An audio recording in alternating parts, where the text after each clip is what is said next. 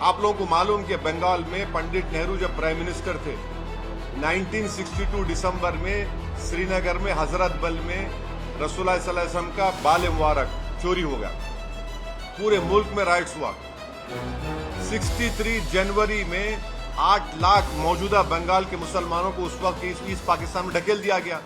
60 Muslim majority constituencies हैं, additional और एक 2022 है जहां पर 30 to 40% मुसलमान है। क्या हो रहा भाई? फिर इतना सोशियो इकोनॉमिक इंडिकेटर्स खराब क्यों वहां पर? 15 साल से तो सरकार है ना, क्या किया आपने? नहीं, सत्ता में आना है। सत्ता में आना है तो आपका क्या फायदा हो रहा? आपका फायदा हो रहा, मुसलमान का क्या हो रहा? आप तो ऑर्डर कैसे ट्रीट कर रहे हो उनको? पिछले साल कलकत्ता हाईकोर्ट ने 5 लाख ओबीसी सर्टिफिकेट कैंसिल किया, उसमें 3 लाख तो मुसलमान के कास्ट सर्टिफिकेट थे। वो लॉस नहीं है मुसलमानों को। तो ये चीजों को देखना पड़ेगा। यकीनन मेरी बातों से बहुत से लोग मुत्तफिक नहीं होंगे और वही लोग चौधरी बनकर नुकसान पहुंचाना चाह रहे हैं। इंडिपेंडेंट पॉलिटिकल लीडरशिप होगी, आपकी आवाज होगी, आपके लिए लड़ने वाला होगा, आपके आंसू को कोई समझने वाला होगा, आपके ख्वाबों को पूरा करने वाला। आप तो सिर्फ वोट डाल के बैठ जा रहे। ममता बनर्जी ने एक बार सही कहा था, मुझे दूधल गाय है, मैंने दूध देने वाली गाय, यही हाल हो गया।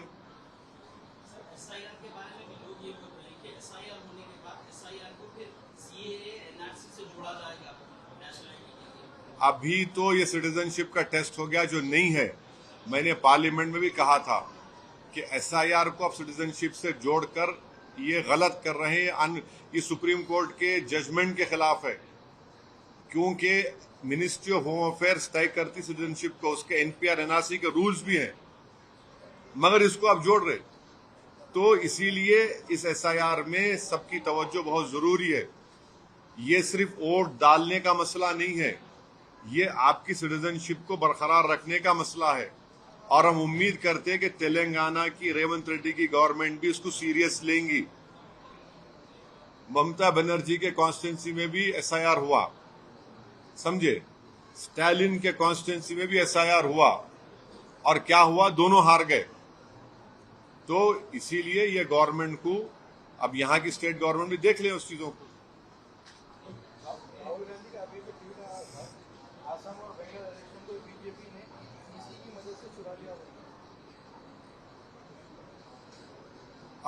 अब उनके उस पर मैं कैसे मैं इतना तो बोलूंगा कि अगर आसाम में अजमल साहब के और मेरे ख्याल से आराम से 6 से 7 एमएलए जीत सकते थे, मगर वही पुरानी बात सरकार बनाने का। अबे सरकार नहीं बना सकते भाई तुम लोग। तुम मासूम मुसलमानों को धोखा दे रहे हो, सिर्फ वोट हासिल कर रहे हो। नुकसान किसको होगा आसाम में? अब 50,000 तो निकाल दिए, बेघर हो गए। अगर एआईयूडीएफ के ज्यादा एमएलए जीतते, आपकी ताकत दिखती थी ना वहां पर। देखिए, मरने के बाद मेरी खबर पे आके फूल चढ़ाना मेरे से मोहब्बत नहीं है, मुझे बचाना मेरी मोहब्बत की निशानी है। मेरे मरने के बाद खबर पे आके फूल चढ़ा रहे हो, बड़ा हमदर्द नहीं भाई, मुझे जिंदा रखो आप। और जिंदा रहने के लिए आपको अपने पॉलिटिकल रिप्रेजेंटेटिव और वॉइस की जरूरत है, आपकी लीडरशिप की जरूरत है जो आपकी होनी चाहिए। आप सिर्फ वोट डालने वाले बन गए। नहीं, अरे कितने बार हराएंगे? पंडित नेहरू के जमाने से लेके अब तक मुसलमान सिर्फ फिरका परस्ती के खिलाफ ही वोट दे रहा है ना। ये कम्युनिटी को आपने क्या डेवलपमेंट किया बताओ मेरे को।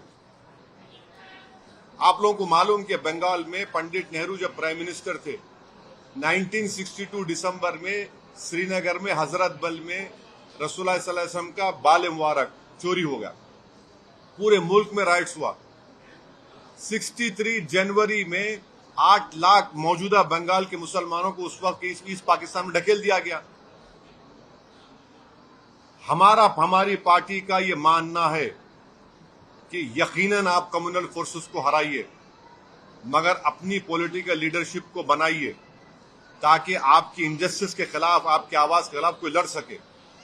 आप दूसरों को वोट डाल रहे हैं, फायदा क्या हो रहा है? आपको खाली वोटर बन रहे हैं। आप सिटीजन बनिए, सिटीजन विद राइट्स बनिए, शहरी बनिए, लीडर बनिए, नेता बनिए, अपने मुकद्दर के फैसले करिए।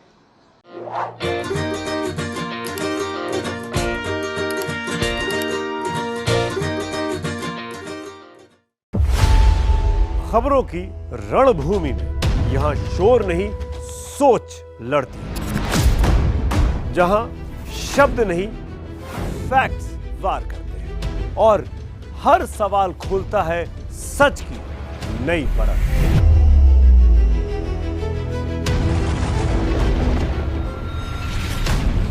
चक्रव्यूह आपके अपने सुमित अवस्थी के साथ सोमवार से शुक्रवार शाम 6:57 पर टाइम्स नाउ नव भारत पर।